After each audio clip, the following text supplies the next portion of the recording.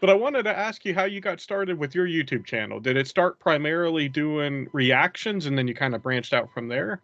It's kind of interesting actually. So, I started watching reactions actually for rap music because one day I was just listening to like it was like an Eminem song or someone, and I went, "Holy crap!" I went, "That like what he just said has like three or four different meanings depending on how you interpret like one word."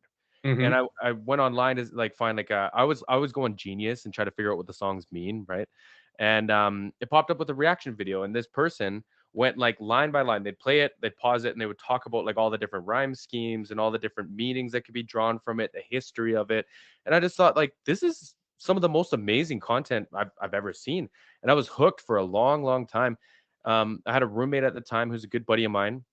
His name's Kevin. We ran a podcast together for about half of last year, and he had a job change, so he got busy. But I would show him all the time. Like he would come home from work, I'd be like, "Bro, I found like four more I got to show you." And whether he cared or not, he was a good sport about it. But eventually, he was like, "Bro, you should start a like, have you seen this? Like, you find something that you like and just like talk about why you like it."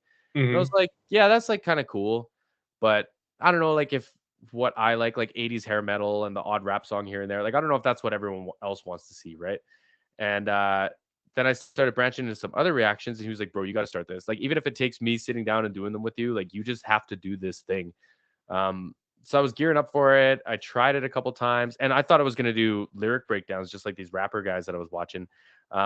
And then a Slash and Miles Kennedy song came out, and it was like on the day that I planned on doing a reaction. I didn't know what I was gonna react to, but I knew I was gonna do something. And Slash and Miles Kennedy song drops. That's like one of my favorite artists. And I just propped up my camera and I did the reaction. And I ended up talking about like recording guitars and guitar tone and drum tones and stuff. And I just kind of went, like, man, I would watch that video, so why don't I just keep doing that? And it's Yeah. kinda carved its own path that way.